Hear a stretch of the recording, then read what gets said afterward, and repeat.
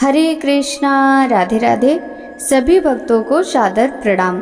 भक्तों, आप नियमित हमारे चैनल पर प्रातः 6 बजे भादव मास महात्म्य की कथाएं श्रवण करते हैं। साथ ही प्रातः 6:30 बजे श्रीमद् भागवत पुराण की कथाएं भी श्रवण करते हैं। सभी वारों की कथाएं, तिथि ज्ञान इत्यादि की जानकारी भी आपको हमारे चैनल के माध्यम से दी जाती है। भक्तों, यदि अभी तक आपने चैनल को सब्सक्राइब नहीं किया है तो अवश्य ही कर लें। साथ ही बेल आइकन भी प्रेस कर लें, जिससे आने वाले हर नए वीडियो का नोटिफिकेशन आपको समय पर मिल सके। भाद्रपद मास महात्म्य के कल के अध्याय में राजा इंद्रगुम्न के द्वारा अश्वमेध यज्ञ तथा पुरुषोत्तम प्रसाद निर्माण का कार्य की कथा का रसपान किया था। भक्तों, आज के इस अध्याय में राजा इंद्रगुम्न के द्वारा भगवान श्री विष्णु की स्तुति की कथा का रसपान करेंगे। तो चलिए भक्तों, वीडियो शुरू करते हैं। ब्रह्मा जी कहते हैं, अश्वमेध यज्ञ के अनुष्ठान और प्रसाद निर्माण का कार्य पूर्ण हो जाने पर राजा इंद्रगुम्न के मन में दिन रात प्रतिमा के लिए चिंता रहने लगी। वे सोचने लगे, कौन सा उपाय करूं जिससे सृष्टि पालन संहार करने वाले लोक पावन भगवान पुरुषोत्तम का मुझे दर्शन हो। इसी चिंता में निमग्न होने के कारण उन्हें न रात में नींद आती न दिन में। वे न तो भांति भांति के भोग भोगते और न स्नान और श्रृंगार ही करते।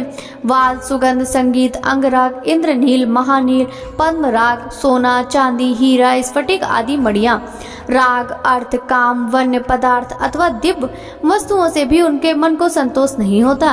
पत्थर, मिट्टी और लकड़ी में से इन पृथ्वी पर सर्वोत्तम वस्तु कौन है?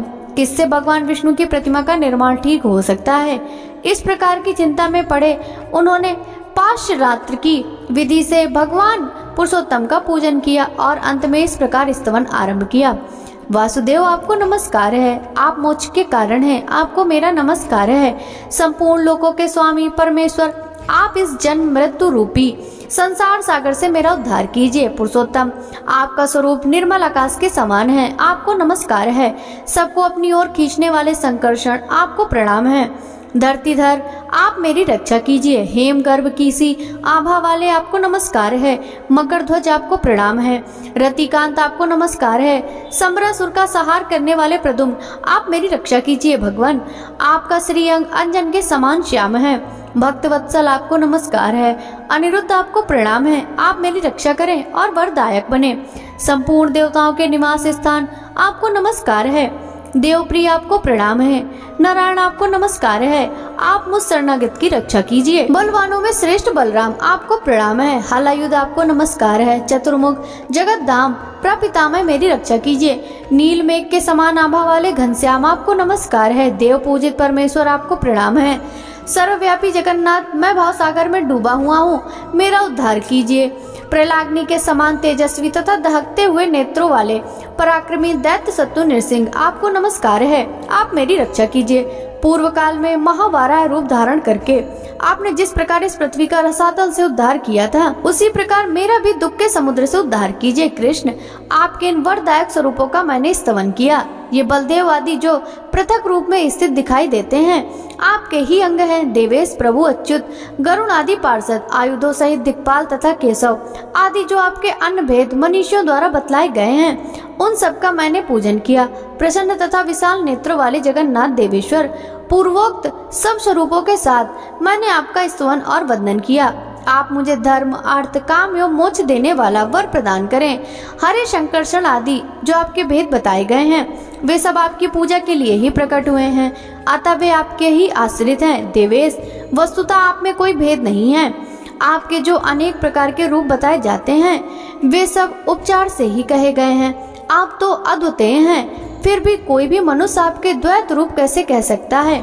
हरे, आप एकमात्र व्यापक, चित्त स्वभाव तथा निरंजन हैं। आपका जो परम स्वरूप है वह भाव और आभा से रहित, निर्लेप, निर्गुण, श्रेष्ठ, कूटस्थ, अचल, ध्रुव, समस्त उपाधियों से निर्मुक्त और सत्ता मात्र रूप से स्थित है। प्रभु, उसे देवता भी नहीं जानते, फिर मैं कैसे उसे जान सकता हूँ? इसके सिवा आपका जो अपर स्वरूप है वह पीताम्बरधारी और 4 भुजाओं वाला है। उसके हाथों में शंख, चक्र और गदा सुशोभित है। वह मुकुट और अंगद धारण करता है। उसका वक्षा स्थल श्री वत्स चिन्ह से युक्त है तथा वह वनमाला से विभूषित रहता है। उसी की देवता तथा आपके अन्य शरणागत भक्त पूजा करते हैं। देव आप सब देवताओं में श्रेष्ठ एवं भक्तों को अभय देने वाले हैं। कमल नयन, मैं विषयों के समुद्र में डूबा हुआ, आप मेरी रक्षा कीजिए। लोकेश, मैं आपके सिवा और किसी को नहीं देखता, जिसकी शरण में जाऊं। कमलाकांत मधुसूदन, मुझ पर प्रसन्न होइए। मैं बुढ़ापे और सैकड़ों व्याधियों से युक्त हो भांति भांति के दुखों से पीड़ित हूँ तथा अपने कर्म पास में बंधकर हर्ष सुख में मग्न हो विवेक शून्य हो गया हूँ। अत्यंत भयंकर घोर संसार समुद्र में गिरा हुआ हूँ। यह विषय रूपी जल राशि के कारण दुस्तर है। इसमें राग द्वेष रूपी मत्स्य भरे पड़े हैं। इंद्र रूपी भवनों से यह बहुत गहरा प्रतीत होता है। इसमें तृष्णा और शोक रूपी रहले व्याप्त हैं। यहाँ न कोई आश्रय है न कोई अवलंब। यह सारहीन एवं अत्यंत चंचल है। प्रभु, मैं माया से मोहित होकर इसके भीतर चिरकाल से भटक रहा हूँ। हजारों भिन्न भिन्न योनियों में बारंबार जन्म लेता हूँ। जनार्दन, मैंने इस संसार में नाना प्रकार के हजारों जन्म धारण किए हैं। अंग सहित वेद, नाना प्रकार के शास्त्र, इतिहास, पुराण तथा अनेक शिल्पों का अध्ययन किया है। यहाँ मुझे कभी असंतोष मिला, कभी संतोष, कभी धन का संग्रह किया, कभी हानि उठाई और कभी बहुत खर्च किए। जगन्नाथ, इस प्रकार मैंने हास, वृद्धि, उदय और अस्त अनेक बार देखे हैं। स्त्री, शत्रु, मित्र तथा बंधु बांधवों के संयोग और वियोग भी देखने को मिले हैं। मैंने अनेक पिता देखे हैं और अनेक माताओं का दर्शन किया है। अनेक प्रकार के जो दुख और सुख हैं, उनके अनुभवों का मुझे अवसर मिला है। भाई, बंधु, पुत्र और कुटुंबी भी प्राप्त हुए हैं। विष्ट और मूत्र की कीस से भरे हुए स्त्रियों के गर्भाशय में भी मैंने निवास किया है। प्रभु, गर्भवास में जो महान दुख होता है, उसका भी मैंने अनुभव किया है। बाल्यावस्था, युवावस्था और वृद्धावस्था में जो अनेक प्रकार के दुख होते हैं, उनसे मैं भी वंचित नहीं रहा। मृत्यु के समय यमलोक के मार्ग में तथा यमराज के घर में जो दुख प्राप्त होते हैं, उनको तथा नरकों में होने वाली यातनाओं को भी मैंने भोगा है। कृमि, कीट, वृक्ष, हाथी, घोड़े, मृग, पक्षी, भैंस, ऊंट, गाय तथा अन्य वनवासी जंतुओं की योनि में मुझे जन्म लेना पड़ा है। समस्त द्विजातियों और शूद्रों के यहाँ भी मेरा जन्म हुआ है। देव, धनी, क्षत्रियों, दरिद्र, तपस्वियों, राजाओं, राजा के सेवकों तथा अन्य देवदारियों के घर में भी मैं अनेक बार उत्पन्न हो चुका हूँ। नाथ, मुझे अनेकों बार ऐसे मनुष्यों का दास होना पड़ा है जो स्वयं दूसरों के दास हैं। मैं दरिद्र, धनी और स्वामी भी रह चुका हूँ। मुझे दूसरों ने मारा और मेरे हाथ से दूसरे मारे गए। मुझे दूसरों ने मरवाया और मैंने भी दूसरों की हत्या करवाई। मुझे दूसरों ने और मैंने दूसरों को अनेकों बार दान दिए। जनार्दन, माता, पिता, सुहृद, भाई और पत्नी के लिए मैंने लज्जा छोड़कर धनियों, श्रोतियों, दरिद्रों और तपस्वियों के सामने दीनता से भरी बातें कही। प्रभु, देवता, पशु, पक्षी, मनुष्य तथा अन्य स्थावर जंगम भूतों में ऐसा कोई स्थान नहीं है जहाँ मेरा जाना ना हुआ हो। जगतपते, कभी नरक में और कभी स्वर्ग में मेरा निवास रहा। कभी मनुष्य लोक में और कभी त्रियक योनियों में जन्म लेना पड़ा। सुरसेठ, जैसे रहट में रस्सी से बंधी हुई घंटी कभी ऊपर जाती, कभी नीचे आती और कभी बीच में ठहरी रहती, उसी प्रकार मैं कर्म रूपी रज्जु में बंधकर दया योग से ऊपर नीचे तथा मध्यवर्ती लोक में भटक रहता हूँ। इस प्रकार यह संसार चक्र बड़ा ही भयानक एवं रोमांचकारी है। मैं इसमें दीर्घ काल से घूम रहा हूँ, किंतु कभी इसका अंत नहीं दिखाई देता। समझ में नहीं आता अब क्या करूं। हरे, हमारी संपूर्ण इंद्रियां व्याकुल हो गईं। मैं सोकर तृष्णा से आक्रांत होकर अब कहाँ जाऊं। मेरी चेतना लुप्त हो रही है। देव, इस समय व्याकुल होकर मैं आपकी शरण में आया हूँ। कृष्ण, मैं संसार समुद्र में डूबकर दुख भोगता हूँ, मुझे बचाइए। जगन्नाथ, यदि आप मुझे अपना भक्त मानते हैं तो मुझ पर कृपा कीजिए।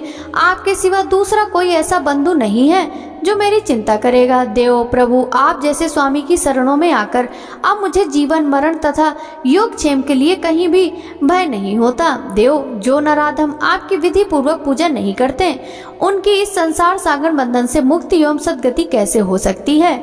जगदाधार भगवान केशव में जिनकी भक्ति नहीं होती, उनके कुल, सील, विद्या और जीवन से क्या लाभ।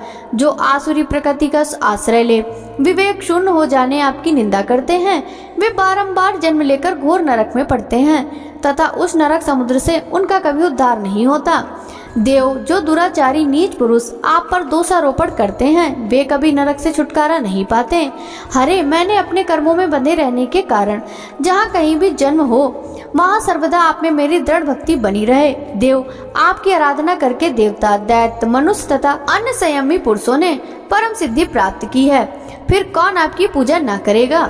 भगवान ब्रह्मा आदि देवता भी आपकी स्तुति करने में समर्थ नहीं है, फिर मानव बुद्धि लेकर मैं आपकी स्तुति कैसे कर सकता हूँ, क्योंकि आप प्रकृति से परे परमेश्वर हैं। प्रभु, मैंने अज्ञान के भाव से आपकी स्तुति की है। यदि आपकी मुझ पर दया हो तो मेरे इस अपराध को क्षमा करें।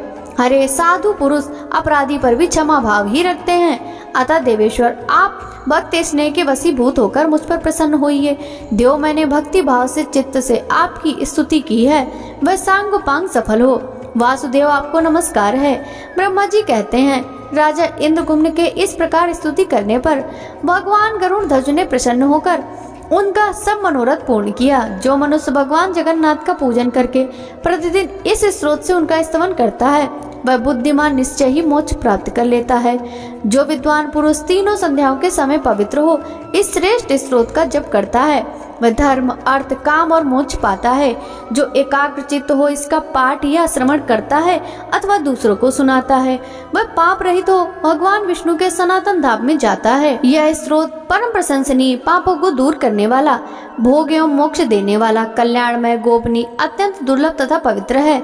इसे जिस किसी मनुष्य को नहीं देना चाहिए। नास्तिक, मूर्ख, कृतज्ञ, अभिमानी, दुष्ट बुद्धि तथा अभक्त मनुष्य को कभी इसका उपदेश न दे। जिसके हृदय में भक्ति हो, जो गुणवान हो, शीलवान हो, विष्णु भक्त, शांत तथा श्रद्धा पूर्वक अनुष्ठान करने वाला हो, उसी को इसका उपदेश देना चाहिए। जो निर्मल हृदय वाले मनुष्य उन परम सूक्ष्म नित्य पुराण पुरुष मुरारी श्री विष्णु भगवान का ध्यान करते हैं, वे मुक्ति के भागी हो भगवान विष्णु में प्रवेश कर जाते हैं। ठीक उसी तरह जैसे मंत्रों द्वारा यज्ञाग्नि में हवन किया हुआ हविष्य भगवान विष्णु को प्राप्त होता है। एकमात्र वे देव भगवान विष्णु ही संसार के दुखों का नाश करने वाले तथा परों से भी पर हैं। उनमें भिन्न किसी मनुष्य की वस्तु की सत्ता नहीं है। वे ही सबकी सृष्टि, पालन और संहार करने वाले हैं। वे ही समस्त संसार में सारभूत हैं। मोक्ष सुख देने वाले जगत गुरु भगवान श्री कृष्ण में यहाँ जिनकी भक्ति नहीं होती, उन्हें विद्या से, अपने गुणों से तथा यज्ञ, ज्ञान, दान और कठोर तपस्या से क्या लाभ हुआ। जिस पुरुष की भगवान पुरुषोत्तम के प्रति भक्ति है, वही संसार में धन, पवित्र और विद्वान है। वही यज्ञ, तपस्या और गुणों के कारण श्रेष्ठ हैं तथा वही ज्ञानी, दानी और सत्यवादी हैं। भक्तों, आगे की कथा का वृतांत हम कल के अध्याय में श्रवण करेंगे।